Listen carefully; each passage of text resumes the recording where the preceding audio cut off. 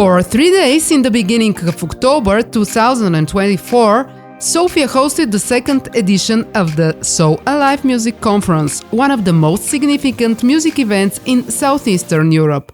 Gathering over 610 international delegates and featuring more than 36 bands and artists from across the Balkans and beyond, So Alive has firmly established its role in connecting local musical talents with world leaders in the global music industry. With 20 panels, 5 workshops and 36 concerts, the conference has once again highlighted its mission to bridge the gap between the Balkans and the international music scene, fostering dialogue and collaboration between industry professionals, artists and innovators. During the So Alive Music Conference, Balkanika Music Television met with professionals from many countries engaged in different spheres of the music industry. I'm happy to do it. I'm very glad to be here in Sofia. Second time. I was here for So Alive last year, and I love the city. People are very, very cool, and the music that I've been able to see both last year and this year it's been really inspiring. You know, I actively go out to see music wherever I can. When I'm from New York, 3-4 nights a week, 5 if I can do it. I've done 6 and 7 in a row. I also go on the road. To me, I love records, but the point of real connection is when an artist is performing at their best level and I get to experience it. And I've seen a lot of music here that makes me sort of excited for the scene here, for the young artists and the experienced artists, the older artists as well, and just the rich heritage that's going on everywhere. It's not just in Bulgaria, but music I've seen from Macedonia, from Romania, from Greece, Turkey.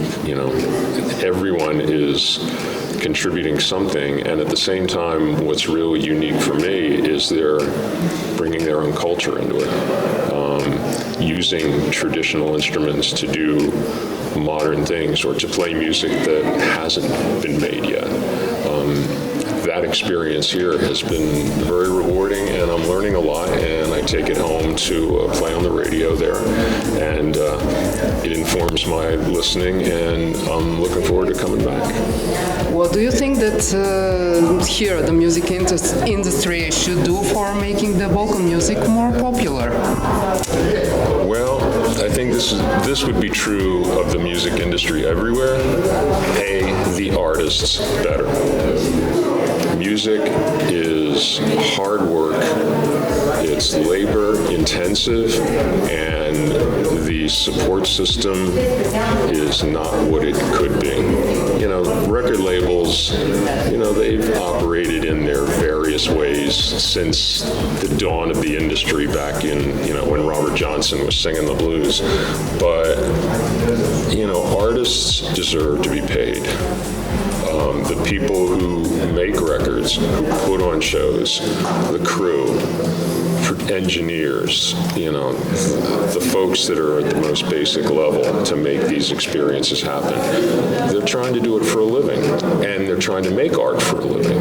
So and I think also it's not just the business that has to do this, but people in general have to realize that just because music is on your phone, that you're paying maybe the equivalent of $10 a month to stream it on Spotify or Apple, that doesn't mean you're valuing the work that goes into it. And these companies that feel, well, we've made a deal and this is the way things are now. It's not the way things should be. And you have an amazing career as a music journalist. Did you succeed in finding the formula of the perfect interview? I conduct every interview with the aim and the hope of finding out the thing I don't know yet. I want to learn stuff. I got into this as as just an aspiring writer, as an aspiring DJ, just someone who wanted to be in music and to have music be such a big part of my life. It was because I wanted to find out more about the artists. I wanted to find out how the work was made, how it got done, what are the experiences that go into a performance, a song, a record, a career. I want to know it. I wanted to know it as just someone who was passionate about music. Now I really want to know it because it's part of my obligation to take those stories that I get and take them back out to the people that read what I write, who hear it on the radio. I'm sort of taking those stories, I'm transmitting those stories back out there in ways that you might not know if you simply hear the record or you simply see the show. There's going to be stories behind all that. My job is to bring the stories out. And the more things I learn that I didn't know before, the more interesting it is for me, the more interesting the writing is, the radio is, and the better experience the reader and the listener has. And they come back to the music with a greater store of knowledge and curiosity, and that enriches their experience. So everybody's a winner. Does a journalist need to use a provocation to take this story out of the artist? Or there are some limits that you have to set? I don't. I'm like Jim Morrison of the Doors. No limits, no laws. You know, you just gotta do the best you can with what you got, the time you got, and also bring as much research and your own experience and your own commitment to the work. You know, when I'm writing a story, it's no different for me than it would be for someone writing a song or an engineer working on a record. You know, we're all committed to the same thing, which is to do something that enriches everybody. And there's no perfect way to do it. You just have to recognize, you have to keep pushing yourself in order to get someone to give to you.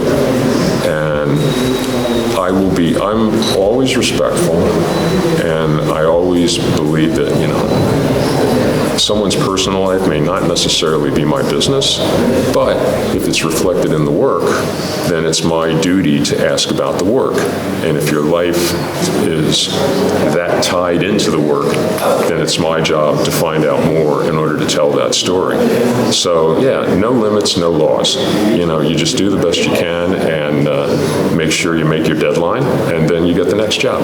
And do you think that the music journalists are a vanishing species? I mean, nowadays everyone says, I'm a journalist, I'm making a blog, I'm making podcasts, and so on. You know what I mean?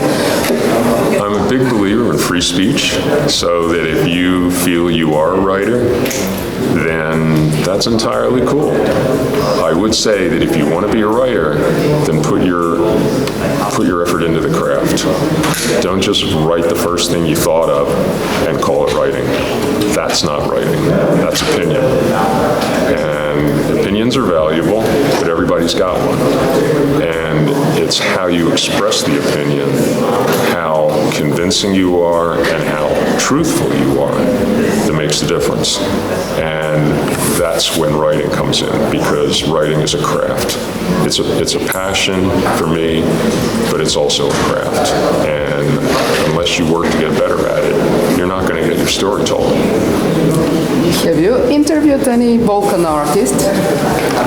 I wouldn't say I've interviewed them in terms of like a sit down, but I've actually had a lot of discussions, because when I come to, like when I've been to So Alive last year and this year, I end up talking to people, you know, between gigs or, you know, hanging out at the bar, or, you know, they come up to me and they want to say hi and, you know, come to our show, and I go, what do you do? And they start talking about their experiences and how they make music, and that's how I get interested. You know, I'm interested in what you're interested in. and maybe there's a connection there. And there have been cases where I just go to a gig because someone suggested go see this act, or someone came up to me and said, look, I do this, you might like it, would you mind checking it out? And it's not a formal interview, but to me that's the ultimate social media. Social media is people talking. It's not whatever you do on those dopey devices. It's people talking. And I prefer to talk in real time, in real person. That's my thing. And in that sense, yes, I've interviewed plenty of Balkan artists. Would you consider coming back to Bulgaria for some future event? Yeah, I love the town. I love the city. It's it's got a lot of rich history, culturally, politically, obviously, and musically. You know, I come from New York. You know, we're a pretty great city. We do not have Roman ruins in the subway stations. We don't have that. Sofia has that. So I'd come back just to see that again.